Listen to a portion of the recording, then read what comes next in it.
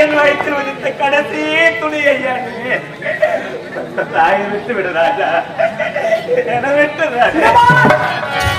பாதத்தை காட்டி வேகத்தை போட்டு விட்டால் பணிந்து விடுவான் பரசுராமன் என்று பகல் கனவு காண்கிறான்.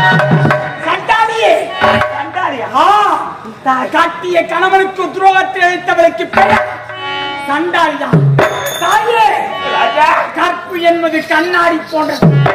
அது ஒரு முறை கீழே தவறி விழுந்து உடைந்தாலும் அதை மீண்டும் ஒன்று சேர்க்க முடியாத என்ற காரணத்தினால்தான் இக்குளத்தில் உதித்த ஒவ்வொரு பெண்களும் கண்ணாடியின் கரங்களில் வளையலாக கற்பின் தன்மையை மனதில் தெரிந்து வாழ்ந்துகிறார்.